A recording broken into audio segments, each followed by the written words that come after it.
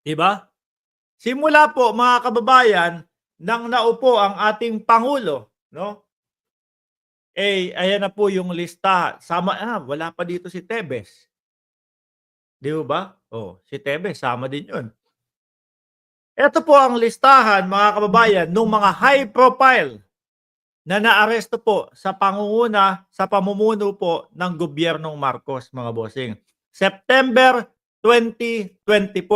Unang-una nga po diyan mga bossing, si Bamban Mayor o si dismiss Bamban Tarlac Mayor Alice Guo.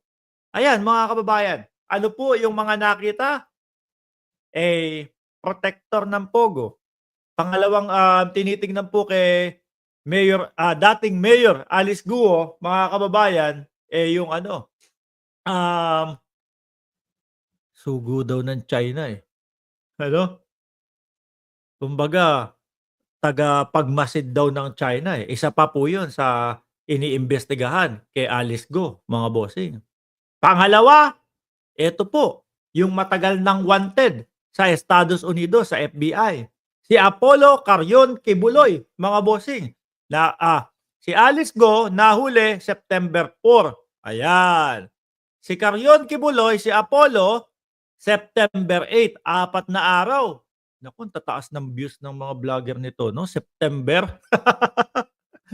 Ang tataas ng mga views ng mga vloggers nito. Oh, September 8, 4 na araw pagkatapos ng pagkakahuli kay Go, si Kibuloy naman, September 8. Sabi nila, swerte ang number 8. Parang malas yata kay Kibuloy yung 8. Ano?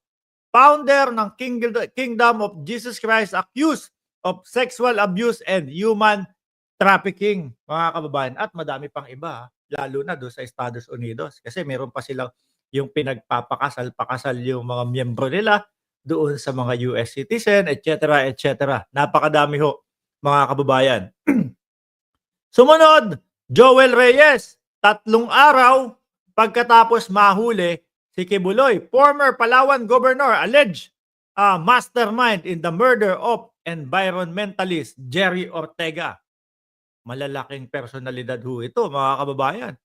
Sa sunod po, 3 araw makalipas nung mahuli si Joel Reyes, Alan De Castro naman, dismissed police officer, suspect in kidnapping of beauty contestant Catherine Camillon. Ang bilis, ano? Oh. Sumunod, si Lloyd Christopher Lau. Oh, kung matatandaan nyo yan, mga kababayan, yung Parmali, no? Former Budget Undersecretary na nagtaguho ng ubod ng tagal, mga bossing. 3 araw lang ang pagitan. Sunod, yung kapatid ni Michael Yang na si Yang Jianxin, brother of ex-presidential economic advisor ni dating Pangulong Duterte, kapatid ni Michael Yang. Oh, facing deportation case. Kaya hindi nila pwedeng sabihin, mga kababayan, na yang si Bongbong Marcos naman na ang Pangulo ngayon. Maliliit lang yung mga ano niyan eh, nahuhuli niyan eh. Si Bongbong Marcos naman, puro small time lang ang mga nahuhuli niyan eh. Ano po ito, no? Si Bongbong Marcos naman weak leader yan, sabi ni dating Pangulong Duterte. Diyos ko mga bossing, pag kinumpara mo yung dalawang presidente, sino ngayon ang maituturing na weak leader? Kay Duterte, yung mga nagtutulak, yung mga small time tulak, mga bumabatak, yun ang nasa sakote. Pero yung mga malalaki daw po, si Michael Yang, di umano, wala. Paano huhulihin? Paano aanuhin? Aarestuhin?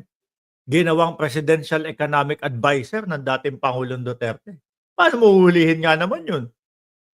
O di ho ba? Eto, sa pamumuno po ng ating presidente ngayon na si Bongbong Marcos, yung mga merong kasalanan sa batas, sa kote po. At idagdag mo na din dyan, si, ano pangalan nun? Si Tebes, mga kababayan. Yan ang hirap sa inyo, mga DDS Panay kayo, ayaw namin si Bongbong Marcos, panay kayo, impeach natin si Bongbong Marcos. Samantalang ito, yung mga iniidolo ninyo na mga Duterte, sila yung mga dapat i-impeach. Which is, ayan na nga ho, mga kababayan, mayroon ng paglakad at pagsulong para daw po ipa-impeach ang ating Vice Presidente, mga kababayan. Anyway, yan po yung mga magagandang balita natin sa araw na ito. Dumako tayo mga bossing doon sa susunod nating topic. Medyo random na lang ho ito ha. Sabi ni Diana Bautista, heart, heart, heart, heart. Sabi ni Saingan Sara, kumakaway, nagwe-wave. Oh, Duterte, ang Lord of Drug Lord, sabi ni Matilda. Medyo random ito mga kababayan ha. Umpisahan natin dito kay Senadora Leila de Lima. Alam nyo po, na-vlog natin kahapon about dito po, no, sa dalawa na to. Kay Badoy at kay Celis, mga bossing.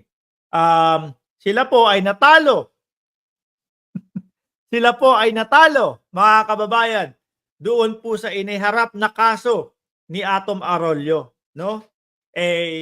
Nahatulan po sila, mga bossing, na kailangan magbayad sila ng 2,80,000 at 80,000 pesos. Ayan, 2,080,000 pesos yung danyos na dapat po nilang kaharapin. Ang hindi ko lang maintindihan, kasi po, ang pagkakaalam ko, no, sa defamation, may kulong yan.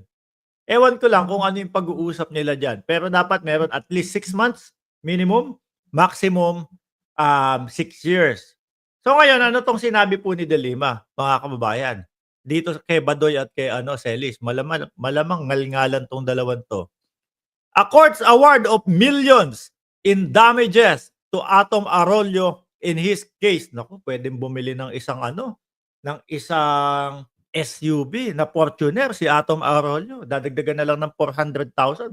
Bagong Fortuner na yung GRS. Oh. Tapos etong dalawa, tag 1,040,000. Tapos meron pang 10,000 pala na dagdag danyos doon sa attorney's fee. A court's award of million in damages to Atom Arroyo in his case against red taggers Lorraine Badoy and Jeffrey Celis. Yan po kasing dalawa na yan, mga boss. Walang habas po yan, no? Na magsalita at magturo. Talagang wala silang preno. Na magturo na, etong ganito, NPA to, eto ganito, NPA din to. Kapag po hindi pumapanig sa kanila, NPA na po agad, mga kababayan. Which is, pinatulan po ni Atom Arroyo. Tsaka yung kanyang nanay. Hindi po pinalagpas. Kaya ganyan po ang nangyari. Talo sila sa kaso, no? Lorraine Badoy and Jeffrey Celis serves as another legal landmark in the fight against malicious and vicious red tagging. Isa lang po yan, mga kababayan, ha? Kasi po,